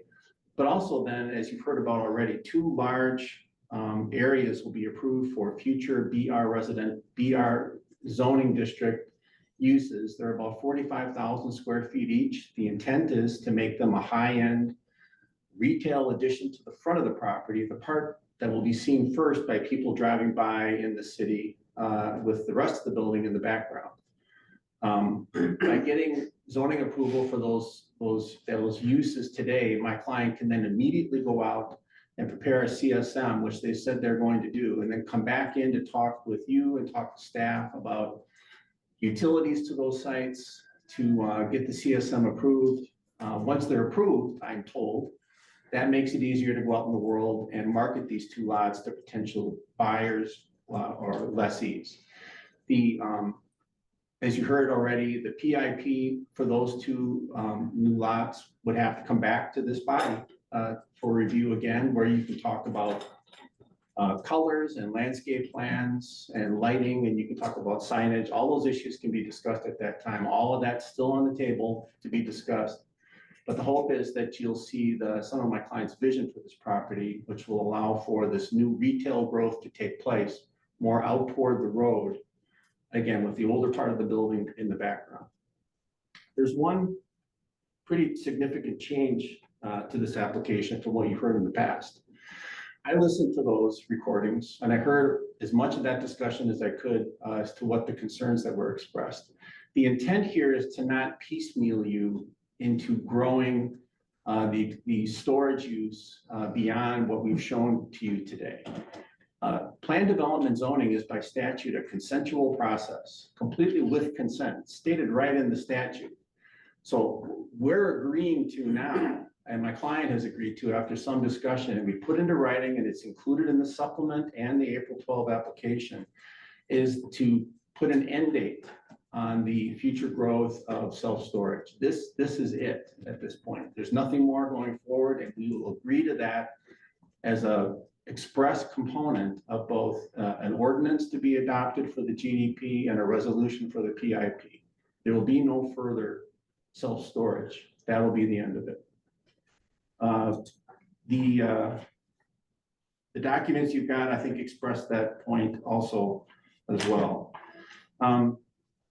The other conditions you heard about today are, as I won't go through them all again, the fence, stormwater management at the back of the property, the sidewalk on Wright Street, those things are being addressed. Some of them have been addressed already. The Wright Street sidewalk went in. I think it needs to be adjusted, but it's in, maybe not in exactly the right place, but it needs to be moved. With that in mind, we would ask for your support tonight with a recommendation forward on this project so that the city council can hear this, so we can move forward. If approved, it'll come back to you pretty quickly then for the 2-lot CSM to create these lots and talk about those issues. And then it'll come back to you again for fine tuning the precise implementation plan for those 2 new lots. And I'm available for any questions. I'm resisting the temptation to repeat everything you've already heard here. You've already got it. I'm available though. Any questions? Okay. I'm gonna ask applicant questions, and I hope you know the answer. I'll do my best. Okay, so we recently approved conditional use for a martial arts facility, right? Yes. That would appear to be in one of the new red areas. Yes. Is it no longer happening? No, my client's management of this property, you heard about the 5-year extension. It's over a period of time. The 3-year lease for the martial arts studio is meant to keep these storefronts busy and occupied while the planning goes forward for the overall growth of the self-storage. There's a Dollar Tree store there too that's got a lease running out soon. Right, so that was my next question. So it has Dollar Tree indicated its intention? There's negotiations going on. I asked that question myself. I'm told that there's some interest in Dollar Tree moving to one of the 2 new outlots. At the time this was before you in the past, I'm told that there was a written commitment to do that, but at present, there is not a written commitment, but there are negotiations. I think they would like to see this move forward with the city before making those commitments again. Okay, and then my last, and I know this isn't your side of it, Dale, but my last question is, I understand there's been action recently approving another retail use. Liquor store. Right, where is that? Is that the blue square in front of the red square? That's the large front portion of the former Slumberland store, which is what I refer to. So is that this? I believe, if I'm seeing correctly, yes. Okay. Yeah, so, and by the way, the commitment made here today is there's gonna be 77,000 square feet of retail use other than self-storage committed to for this property, including the front of the former Slumberland. Right. The balance of the property. In addition, if approved, there's going to be 2 large over 1 acre lots created that will be brand new, better quality, high quality retail as well out by the road. Okay, and then my last question, which is also an applicant question, and I congratulate you for bringing clarity to this. This is the original map of the GDP. My granddaughter would tell me what color that is. I call it pink. But It looks pink to me. Pink to me too. But and one of the questions which you heard, no doubt, when you look back at the meetings was, we originally approved extension of those buildings for storage, and it was roughly when it was proposed last time eliminated. This is my crew drawing the red portion of which you guys have added back. You eliminated 20,000 square feet of storage that would have been permitted underneath the existing agreement. What is the basis for wanting to expand storage in the retail area instead of just adding that already approved new storage construction? It's a good question. And I've asked that question myself. What I'm told is this, that the financial commitment to build out areas and convert them from retail uses, tear out the inside of these buildings, install what's necessary for self-storage, only makes financial sense when it's done at scale. So what they're asking for is all three phases of the 2020 approval, which in the drawing you just showed me, the pink, the blue, and the other color.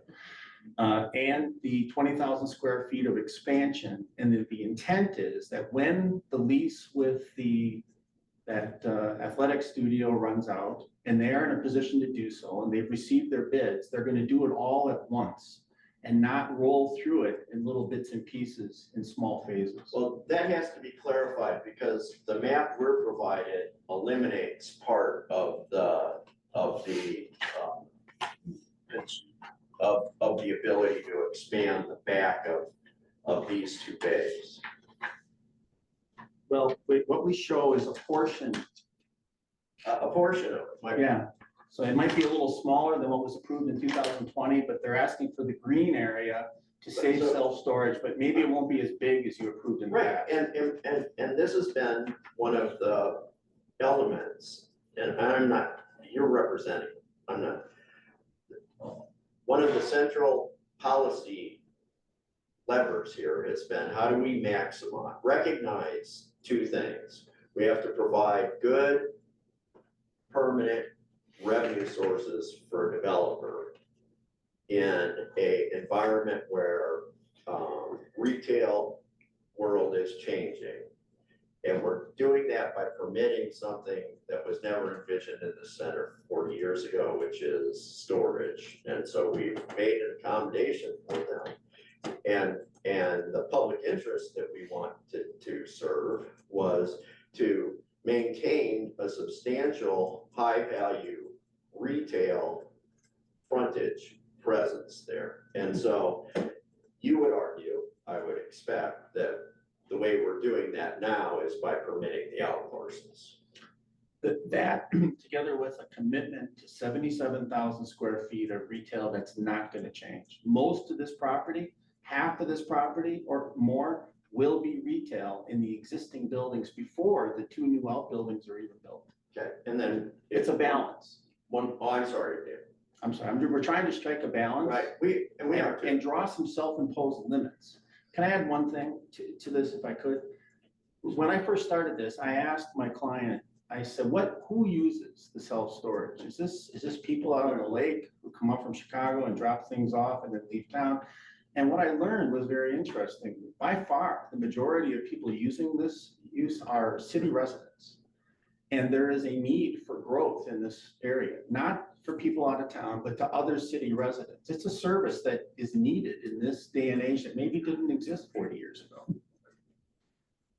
Right. Never debated that. Okay. Okay, then the last element was that at the last disapproval, there was some objection to what is identified as lot 2 here. One of the two new outlets. Right, and the impact it has on,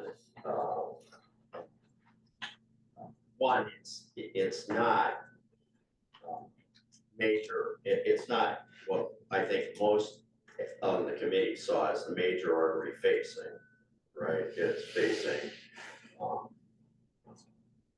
the secondary artery. And then secondly, it means that all parking in front of the self-storage units gone, major self-storage facility is gone. Was there thought about lot 2 being located on the Wright Street frontage? So it would go lot 1, lot 3, lot 2. Was there any discussion that you had with the client? Yes, in fact, we did. What I can tell you is that when they looked at this parcel, they saw a parcel that had an excess of parking. It does. Most of it is, if you've been by there, most of it is not used on a day-to-day basis. Right. They tried to identify for the new buildings that are going to go up, that parking which was least needed. And the parking that was least needed is the parking in front of the self-storage where there are not people, a lot of foot traffic, people going in and out. It just wasn't used and there was no prospect of it being used. What they tried to preserve was the balance of the property, for parking to the right of these two new lots, where there is actual retail in front of the parking that'll be available in the future for future growth of those retail users. And then finally, you said the CSM will be present, in front of us at the next meeting. Well, soon, I'm told that the Because surveyor the is other standing by. element related to those outlots that was raised at the last meeting, I think, were the flow between the three of them. Right, because effectively, we have a new corner, right? I mean, like a cross parking easement? No, I mean, Traffic just easement? how, so we have an entry off of Wright Street, we have an entry in front of the self-storage building. There are no other curb cuts, so how do the people who are presently going to the auto store maneuver through lot 3, lot 2? We haven't seen, a design relative to the flow of how those 3 outlots work together. And so I I recognize you can't tell me now. I can't address it. I Okay. can't. The GDP simply says to the world that use is available, but we're making no promises with regard to traffic flow. We're making no promises. All of that's got to come back with the PIP. So that, I understood that. You preserve, all those rights for the city to get into those issues are preserved. Right, so you guys would be willing to accept a condition that says we approve the increase in indoor storage tonight, capped in the future, pending acceptable CSM approval with appropriate flows. Yeah, the CSM is just gonna create the lots. The city will get under your Okay, so subdivision then, ordinance. but here's my concern, right? So my concern is, we agree to the potential of the outlots, right? You present to us, plans for these outlots that are unacceptable, okay? And you can't, right? We can't make you plan something the way we want it. Then we're left with this, with no additional retail. And so what conditions would your client accept that says, we will only be able to proceed with increased self-storage if the ultimate plans for these outlots, the ingress egress around these outlots and the potential building layouts and parking is approved? Well, what, I guess I should ask, what do you have in mind with regard to ingress and egress for those outlots? Access from 2 curb cuts, right, on the perimeter of the corner, right? So that allows smooth moving, effective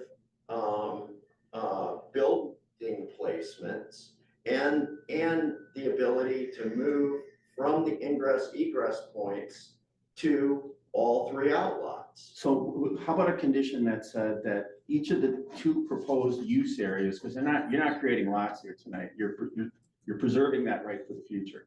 But these 2 use areas will each have a dedicated access point from abutting roads, and there'll be an internal traffic pattern that allows movement between lots. No, because we need to see it. That's the problem with this plan. I mean, as it's outlined today, is that we could say we're gonna approve these outlots, but we, when presented with them, can't, having already given away the indoor storage extension, we can't guarantee that they become usable lots, or that we. And consequently, you say, oh, we couldn't sell them. Well, Not you, your client. We'll I'm sorry. agree to a condition that says that there has to be dedicated access from a road and a pattern of internal movement of traffic We don't know between this. the lots. We don't know the square footage limits of the Yeah. out parcel And buildings. we don't either. We don't know the required parking elements, right? So if we were to approve so for example, we have a green, brand new green development, and the Meyer development, for example, right? Meyer presents to us, here's our here's our lot plan for where the gas station would be, for where the grocery and retail facility would be. Here are the outlots and here are the proposed traffic patterns around those outlots. Here are the proposed building sizes, right? I mean, we can act on that. I don't know how we act on this. This is, you know, your example of Meyer is a good one, because with that planned development, you approved use areas, and you approved a list of uses and some basic requirements with regard to parking and whatnot, but the details of what's worked out for a precise implementation plan was left for when a user came in. When Burger King came in, then we worked out the details of the Burger King. That's not on the lot. Meyer side. Yeah, Meyer's not standing before you though. When they No, come but, in, and my point is, it was very clear in that case, when you approved Fleet Farm, to see there's plenty of familiar access capabilities and familiar methods to put in these restaurants. We don't have a familiar method here. And I don't understand, so I don't understand why the developer wouldn't say, here is a rough proposal for what lot 2 and lot 3 would look like, how the access of that whole corner would look like. And so I'm not gonna debate, there's no point in resolving it here because it's a developer resolution that has to go through staff, but. I think that I'm sorry. your ability Let to. me cut it off and ask a different question. You did talk about Dollar General and their lease comes up when? Family. In a year and a half. In a year and a half. So are you gonna put them in outlot 3? There's a negotiation going on. That may happen, but I can't promise it to you. I don't have it in writing Problem with today. that, when they first came to us, the storage, this particular, they said they were gonna put Dollar Tree out their road so they could expand storage. And you're telling me that they never had a negotiation They with Dollar did. Tree in the very beginning? They did. They had an approval, but it got voted down and that voided the. No, it did not, Neil. Here's the original agreement. The agreement showed the arrows between here and here. The blue parcel was Family Dollar moving from here to here. Okay. That's what we originally approved. In 2020. And the other point is, I would agree that lot 1, lot 3, lot 2 would never work, because it would destroy the retail behind it, first of all. Because you would, all the trees would be out the road, they'd have no picture, nothing drawn in, so lot 3 is the only place you'd go, because it's from your storage, basically. Well, it's meant to be almost a screen to the storage use, but leaving open And the I view to the understand, retail. and lot 2 is an undesirable retail spot. I respectfully think that they have every intention of making it desirable. This is the same thing we saw before. We've tried to And save this is the best before. qualities from the last plan. We tried to save those. Well, Yes. During the last presentation, the argument was made that you needed to have all of this approved in order to go and market lot 1, 2. and No, 3. lot 2 and 3. One's already built. You're correct. Lot 2 and 3. And we brought up, we need plans. During the last presentation, question was asked, why haven't you built in the area that was actually earmarked for storage? The response was, it's cheaper to move them in terms of square footage to the exact same spots you have earmarked here now. During the last presentation, question was raised, have you thought about expanding upward in the existing building? No, it would cost too much to do. And it would eliminate our need for having fire suppression. Fire suppression was raised as a question, how do you provide fire suppression for the existing storage units that are in place? I've seen them. The solution was to put chicken wire over the top. Has any of that been remedied since the last time we've come before this council, before the planning commission?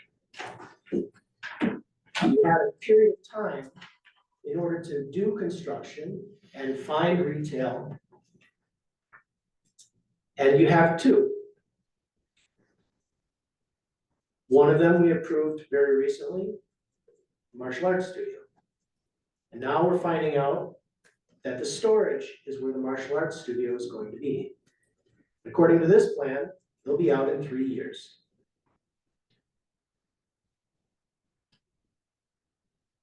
The other area we already approved was the new liquor store. I've seen the previous work that that particular owner has put forth in other communities, and I am impressed.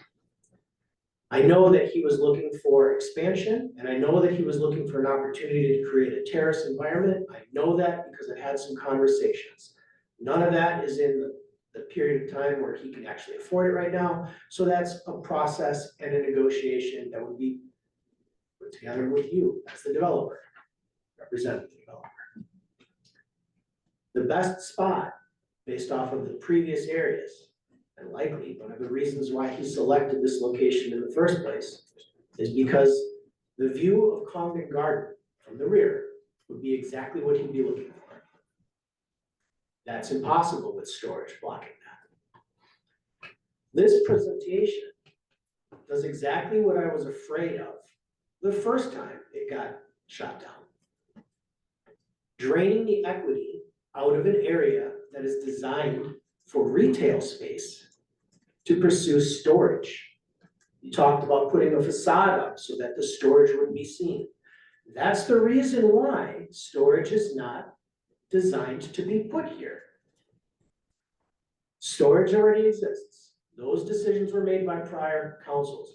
That we will adhere to. I don't understand why you're bringing back a plan like this at all.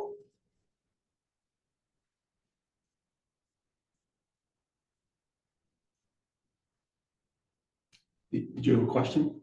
Why are you bringing back a plan like this? This is the plan my client is seeking approval for. They've asked for this plan to be considered with the additional commitments Thank that you. we've made in the application. I think just to be clear, I mean, there's been, no one has been more critical of this whole retail space than myself for a number of years, including when Bruce and I both served as an alderman and gave it approval leery. You know, we were very leery about it at the time. I think it's fair to say this is different. I've heard it a couple times that this is the same plan as what was more recently voted down. I personally do not, I think it's different. I think we've heard how it's different. We also have a couple of different new members on this commission. I'm speaking now, I've listened. So I'm speaking. We've got two different commissioners who weren't on, and I have no idea, and we haven't heard from either one of them yet, that weren't a part of either approval or denial or part of the process until tonight. So I think in fairness to them, it'd be important to hear from both of them if they're so inclined. I think it was pointed out what's different, that was voted down in some of the, my biggest thing when, and where I was critical was not only about giving up prime retail spaces to storage, but it was the fact that they hadn't even done what was supposed to be done when we did approve phase one. That's different. We've heard that tonight. And I appreciate that being recognized because that was a major problem for me, is that we approved something and they didn't even adhere to it. And it was, you know, it was a problem. And so I just think in fairness, we are trying to work together to do what we would with anything else, what is a potential benefit to the community. And I get it from a development standpoint, it has to be a benefit to them. So I just think in fairness, I've heard it now a couple times that it's the same plan. I think it's different. I think it's improved myself. Is it perfect? No, I think there's still question marks about, even when it was denied. And again, I know we've got a couple different new members that are on the planning commission now that weren't, but I didn't hear, there was some questions and concerns, and rightfully so, I think, to the outlying lots, that still obviously need to be worked through, but, again, Kevin, I'll let you talk first, and then I think it's important. Well, we're still not, I'm not gonna talk again until we're out of. Okay. there. So. Okay. Sounds good. Any questions? I know you kind of highlighted some things on how it's different, and I know our own staff has highlighted some things on how this one is different than what was brought in the past, anything that you wanna? No, I understand your concerns. We're trying to, the property hasn't changed much, the use is the same. We're trying to work with what we have to offer and trying to offer something new that can go out by the road and will still allow the city to have all the control it needs to make it a high quality retail use built on these two new outlots. I think in the end, I think you would be happy with the result. And that's the intent, is to build something that we can be proud of, the city can be proud of. Any other questions? Any other? Oh, Jackie, you have I something? just had one comment. I just wanted to make one comment that the out parcels proposed are each over 1 acre. And so for me, I feel comfortable that we can find a site plan that works in the PIP stage. If these lots are really tight and constricted, I would have concerns about not seeing where the access points are, and et cetera. But because they are fairly large, and quite a bit bigger than the minimum lot size in some of our other commercial zoning districts, I feel that this is something, we're not gonna paint us into a corner necessarily. Thank you. Any other citizens in attendance wish to speak in favor or against this issue at this time? Seeing and hearing none, then I would close the public hearing and move on to item 5.2, which is consider a planned infill development amendment to the official zoning map for a step 3 general development plan GDP at 207 to 433 South Wright Street, tax parcel XA4V527-2, located in the business regional DR zoning district with a wellhead protection overlay to allow for future development of commercial out parcels and expanded indoor storage land use. Applicant Star Delavan LLC. Care to make a motion or what is the commission's thought?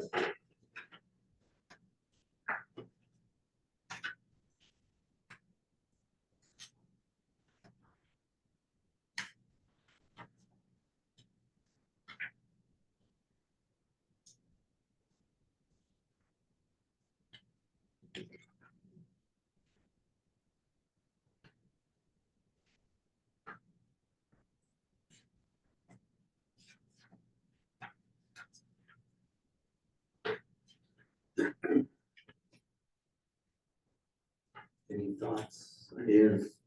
I believe the next action is the chair says the motion fails for lack of we move on for lack of motion. We can, if no one cares to make a motion. Then we'll, I guess, move on to item number 6. The previous one, I guess, more discussion will take place. Item number 6, public hearing, review of possible recommendation Star Delavan LLC. Item 6.1 is a public hearing on a request to consider a planned infill development step 4 precise implementation plan PIP at 207 through 325 South Wright Street. Tax parcel XA4527-2 located in the business regional DR zoning district with a wellhead protection overlay to allow for an expanded indoor storage land use. Applicant Star Delavan LLC. Based on the previous, I mean, I don't know how Yeah, you'd like to handle this. I'm not sure, we didn't get a recommendation on the GDP. You don't have GDP, so So you the can't have PIP is approval. contingent Yeah. on the GDP. I would gather as well. So that being said, I guess we move on to item number 7, which is the building inspector's report. Thank you for your time.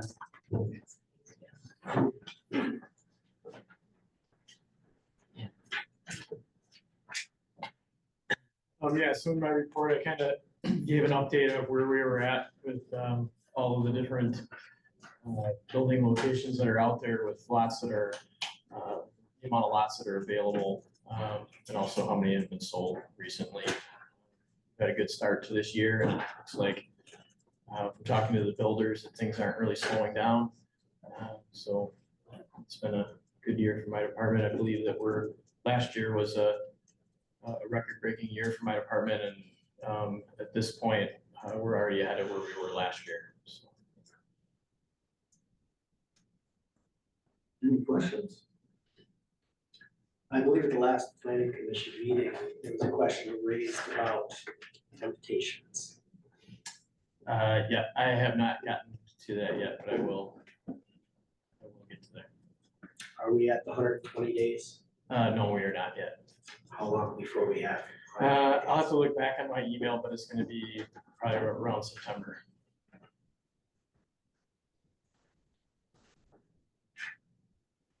But I will double check it. Thank you. Any other questions? Yes. I'm sorry, are we continuing to move some of the downtown businesses to a little better compliance with signage? Which are you talking about a specific? We're talking about a whole group of stores on the north side of downtown that have paper signs in their windows that Right, and just look like hell. yeah, so the only ordinance that we have for signage is that they're not, for inside on a window is they can't cover more than 50% of the window. But our sign ordinance doesn't have anything particularly written in it that says they can't have whatever they want to display in their windows.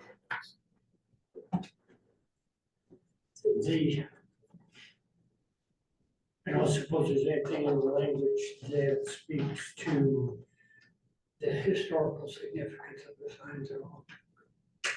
Are they, maybe, the first question needs to be asked, are they considered signs? For inside the windows, the only regulation that I have for something inside a window is that they cannot cover more than 50% of the window. So they do not get a permit. I don't issue a permit or anything like that for something that's inside of a window. I understand, but is it considered a sign No, by the ordinance? I don't believe so. It's just they can't cover more than 50% of it, which I believe is I want to say it's more of a safety thing for, it's a safety thing.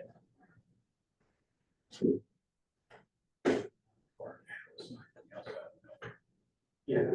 If it was considered a sign, we might be able to work around in the back door that this is not in compliance with our sign.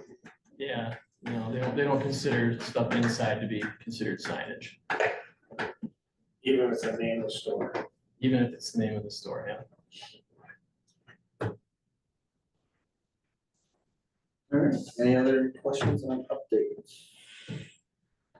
If not, thank you, T, and there being no further business, I entertain a motion to adjourn. So, second, motion and a second, all in favor of adjournment, signify by stating aye. Aye. So, we're adjourned. Thanks, everyone.